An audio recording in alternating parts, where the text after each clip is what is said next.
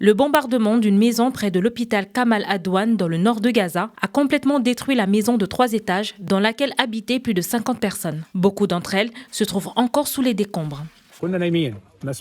Nous dormions, nous n'avons pas du tout entendu le bruit du missile. Quand je me suis réveillé, il y avait des décombres partout sur moi et sur les enfants. J'ai essayé de retirer les décombres et de tirer les enfants qui étouffaient. Je suis sorti et j'ai vu les gens, des corps partout, du sang et des membres.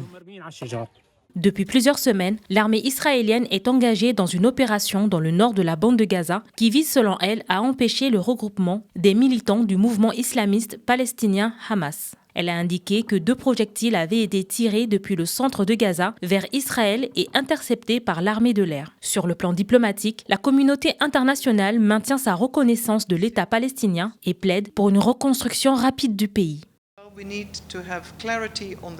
Nous devons clarifier les dispositions en matière de sécurité à Gaza. Aujourd'hui, la voix de la communauté internationale et la position sont claires. Nous avons besoin d'un retour de l'autorité palestinienne et elle a des plans pour un relèvement et une reconstruction rapide pour retrouver le statut d'État palestinien. La situation humanitaire a atteint des niveaux critiques. Le blocus mis en place depuis 66 jours continue d'empêcher l'acheminement d'une aide vitale vers le nord de la bande de Gaza. Depuis un an, plus d'1 million de Gazaouis, soit 90% de la population, ont été déplacés vers l'intérieur du pays.